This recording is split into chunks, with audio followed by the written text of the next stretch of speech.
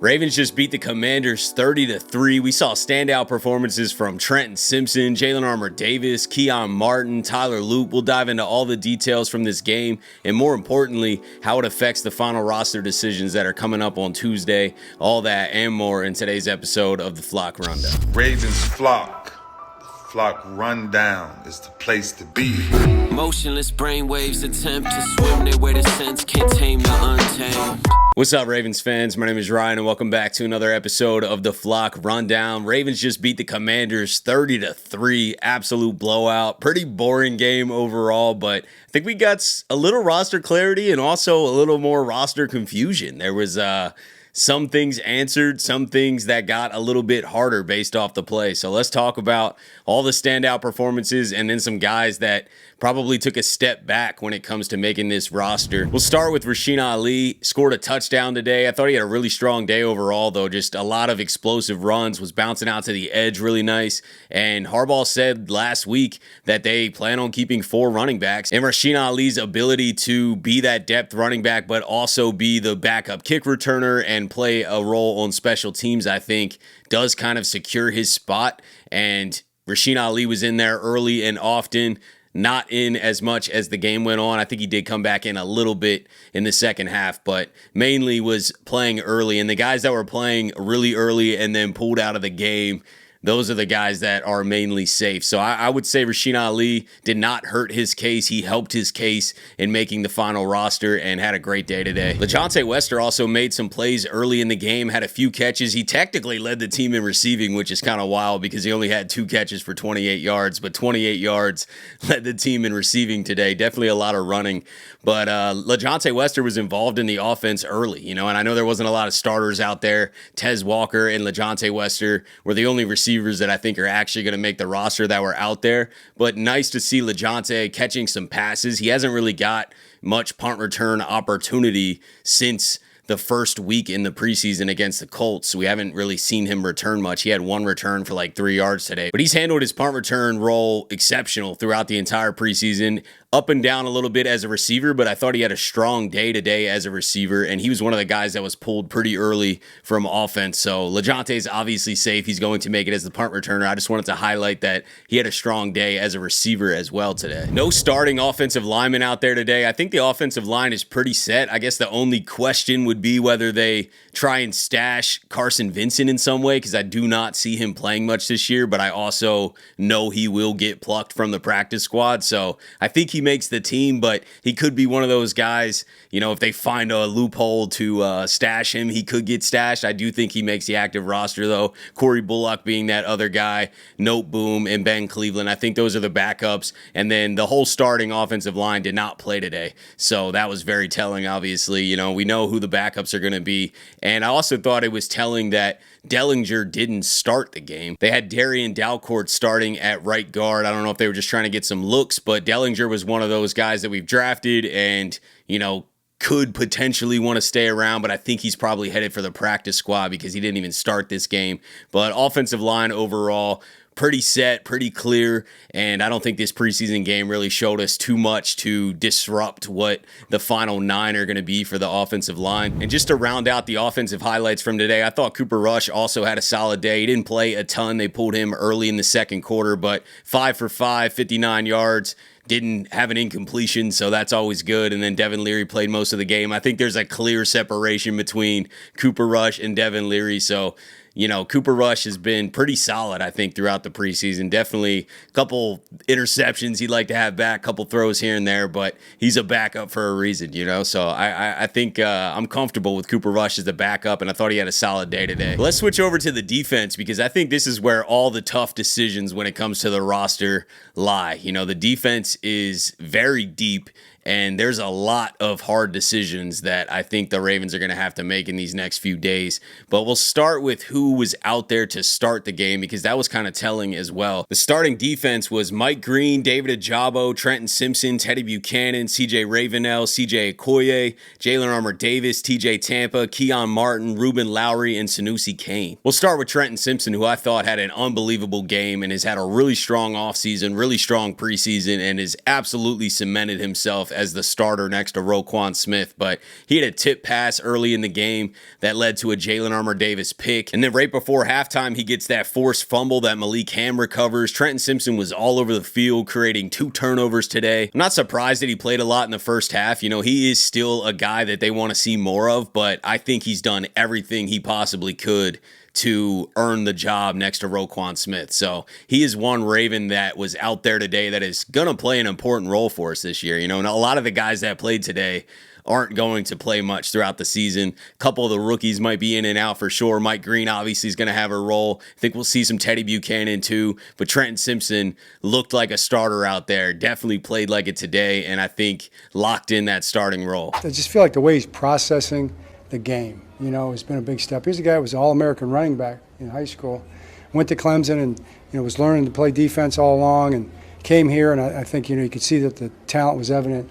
But this year he's really taken a big step in terms of just, you know, keeping it simple. Maybe it's slowed down. Maybe his brain processes faster, so his game has slowed down just a little bit. Jalyn Armour-Davis was another guy who had a strong day today. Got that interception on that Trenton Simpson tip pass. I know he was just in the right spot, but he went up and got it, you know, and also great in coverage, had a pass breakup. I think Jalyn Armour-Davis has had an incredible offseason and has leaped TJ Tampa, in my opinion, on the depth chart. You know, it's obviously Jair Alexander, Marlon Humphrey, Nate Wiggins, Awuzie, and then I think Jalyn Armour-Davis, and then TJ Tampa. So that's the top 6. We'll debate here in a second whether we carry 7, but I think the top 6 is locked in, and I like what I'm seeing from TJ Tampa. He's been out there a lot, so we've been able to see a lot of reps, but I think Jalyn Armour-Davis has had a stronger preseason, stronger offseason overall. I think Jalyn Armour-Davis is out there playing his best ball that I've seen. But let's move on to one of the toughest decisions I think this roster is going to come down to, and that is Keyon Martin, who has made plays throughout this entire preseason and really continued that today. Had a pick 6, you know, just jumped the ball. I know it was a late throw, but he was in the right position. He jumped on the ball. He caught the ball. He took it to the house. He also blew up a run in the second quarter. I thought he was flying around making plays. And what else could this guy do to make the roster? Keyon Martin, who was not even signed as an undrafted free agent. The Ravens brought him in as a tryout and has just really won everyone over and been out there on the field making a ton of plays. Keyon Martin is going to make this roster cut very hard because nobody thought the Ravens originally were carrying 7 cornerbacks. And if you do carry 7, that obviously has to come at the expense of someone else. You know, whether that's a safety like Bo Braid and or Jay Higgins at linebacker. Do you cut Okoye on the defensive line? There's going to be decisions that are going to have to be made if you keep Keyon Martin. You know, the Ravens definitely probably didn't plan on keeping 7 corners. I don't think it's a terrible idea. I mean, a guy like Keyon Martin, if you try to sneak him on the practice squad, is probably going to get taken just because he's had a dominant preseason. I mean, this is one of those undrafted free agents that you're just like, wow, like where did the Ravens find this guy? And I've been super impressed with Keyon Martin. You know, Harbaugh's talked about how infectious his energy is and everybody likes him on the team. And he's done everything he possibly could to make this roster. I'm going to do my final roster predictions tomorrow, so we'll talk about it a little bit more in depth. But he made this decision way more complicated, man. I feel like he kind of has to make the team, but that's not an easy decision because you're going to have to get rid of somebody that is probably going to get claimed. Either way, I think the Ravens are probably going to lose some talented players that should make the roster because other NFL teams are eyeing up these tough decisions that the Ravens have, and there's plenty of guys that aren't going to make the team that deserve to make the team. And Keyon Martin could be one of those, man. Absolutely standout day. Shout out to Keyon Martin. Another guy that I wanted to point out in the secondary is Reuben Lowery, who was out there starting in the game and then pulled out there early and played safety the entire time. Even when Bo Braid came in, they put Bo Braid at nickel. So just based off the playing time and the position that they had those guys in, Reuben Lowery's a lock to make this 53. And I can't argue it. I mean, he's absolutely won the offseason, not only in the preseason, all of training camp. This guy's getting picks like every other day. And the fact that they put Bo Braid in at nickel for the entire game, basically, and did not play safety, and they had Reuben Lowery at safety and pulled him out early in the game, I mean, pretty much confirms. I don't know why you would take a guy out early. Like they're taking, the guys they took out early are going to make the team, like Mike Green and, Trenton Simpson, Teddy Buchanan. They pulled those guys out in the first half. Same with Reuben Lowery. And, the guy he was competing with, I guess, Bo Braid in that safety spot, plays the entire game and doesn't even play at safety. I think that confirms Reuben Lowery's on this roster, and it definitely is a huge red flag for Bo Braid making this roster. I would actually confidently say they're going to try and put Bo Braid on the practice squad, just based off him playing the entire game and them not even putting him at safety.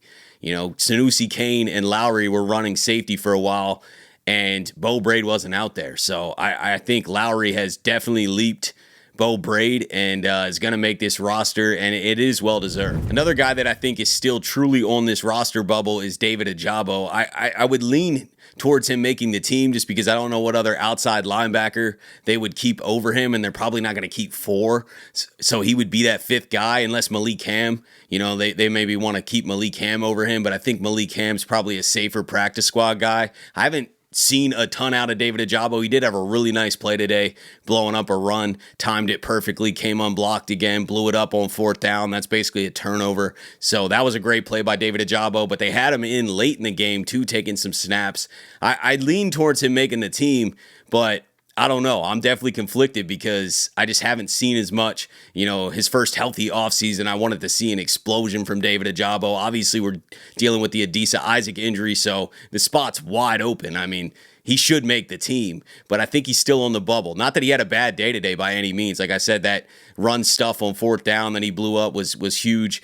But I did see David Ojabo coming in later in the game too. Bo Braid and David Ojabo there at the end of the game playing is a little odd. So that's usually kind of telling is who's on the bubble. Same with Jay Higgins. Jay Higgins is a guy that I was pretty comfortable was going to make the roster, but the fact that Jake Hummel didn't play and then Trenton Simpson and Teddy Buchanan are out there looking incredible. Jay Higgins doesn't come in until later and then finishes out the game.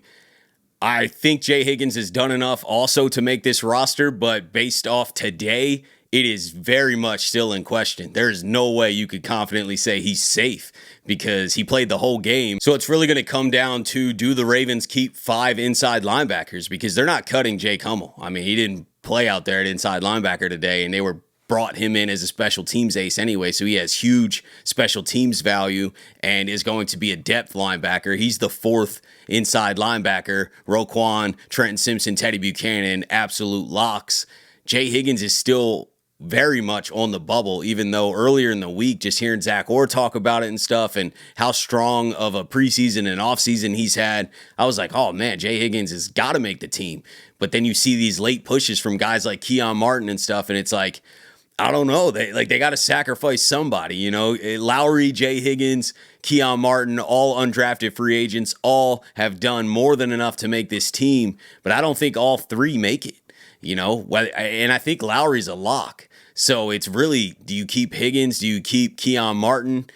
There's a lot of tough decisions, man. And after watching today, I don't feel as confident that Jay Higgins is a lock to make this team, even though he's another one of those guys that's done more than enough to deserve it. And I don't think you could sneak him on the practice squad either. So, I mean, this is risky decisions here by the Ravens, tough decisions by the Ravens, but who knows, man? Maybe they got some more tricks up their sleeve. They throw Isaiah Likely on IR. They cut Brent Urban. There's a lot of different moves here that the Ravens can clear up an extra spot or 2 and maybe keep all 3. But I would say probably 1 or 2 of those undrafted free agents make it, and Jay Higgins is on that bubble. And then on the defensive line, you got a big decision with Okoye. John Jenkins wasn't out there. So to me, that's telling. It's kind of like Jake Hummel not being out there. They're not dealing with injuries. They're getting rest because they're on the active roster. So if they're keeping John Jenkins, I don't see them also keeping Okoye. And that's a guy that they would probably love to keep on the practice squad because I do think John Jenkins is more ready right now. Week 1 of the regular season. Like Okoye is very raw. They brought him in because he was raw. He is a little bit of a project, but his size and potential and how quickly he's improved in a short amount of time makes you think that he's a future piece for the Ravens. But if other teams see that, they're like, hey, you guys, you will try to move him to the practice squad, we'll just take him and we'll develop him. So that's a guy that could get plucked easily. So it is risky to throw Okoye on the practice squad, but John Jenkins definitely looks like he's going to make the roster over Okoye because he wasn't really playing out there today. Okoye played quite a bit. He was out there throughout the entire game, basically. So not that I saw anything bad from Okoye. I just think based off playing time and veteran experience, John Jenkins is a vet, man. You know, you've heard the coaches rave about him, how smart he is, comes right in, knows what he needs to do, plays his assignment perfectly, stuffs the run. Not that Okoye can't do those things, but he is more raw. He's definitely prone to make a lot more mistakes probably than a vet like John Jenkins. So it's riskier to have a guy like Okoye, but I think his future's way brighter. John Jenkins is an older vet. He's not going to play a lot longer. He's at the end of his career. Okoye is just getting going. So it's really the decision of like, do we want D-line depth that is going to help us right now this season? Or do we want to keep a guy that we can develop? You know, it's like the Carson Vincent debate, basically. Carson Vincent's not going to help the Ravens a ton this year, but he's a project that they love the future potential of. And he has a lot of great tools that I think they can develop. So Okoye kind of fits in that same box where it's like, do you try and sneak him on the practice squad or not? I'm leaning they're going to put Okoye on the practice squad, or try to at least, and hope he doesn't get plucked. A couple of the Ravens guys that they release are going to go elsewhere. I'm almost sure of it because there's so many guys that deserve to make this team. Okoye does deserve to get a spot. I don't know. I'm not as confident as I was. And I also want to shout out Tyler Lute, man. Absolutely incredible preseason overall and a really strong day-to-day. Outdoors, kicking 46-yard field goal, 52-yard field goal, and 61-yard field goal. Lute's obviously going to be the Ravens kicker. He won the job weeks ago, but I'm feeling more confident watching this kid, man. I think he's confident. You know, he's drilling these field goals even from distance. 52-61 in a game is not easy at all, and he hit that 61 with room to spare. So he's obviously got a lot of power and I think is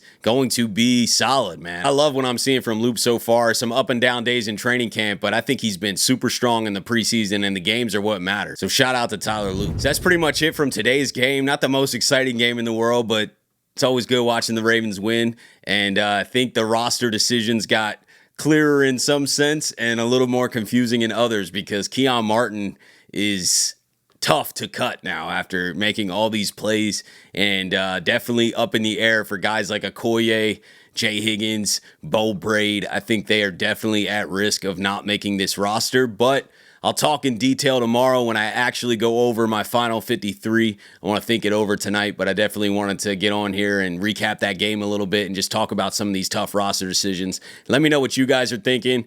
Who would you keep? Who would you cut? Who did you like today? Who stood out? Who didn't? Let me know. Appreciate you guys, as always, for tuning in to another episode of the Flock Rundown. Have a beautiful rest of your day. And I'll let the greatest linebacker in the history of the game take us out. Ravens Flock. The Flock Rundown is the place to be. My man Ryan has been a lifelong Ravens fan since he was born. So I'm telling you now, it's about to go down. The podcast, the Flock Rundown. Ravens, baby. Nothing gets better than waking up and wondering how high we can fly. Tune in.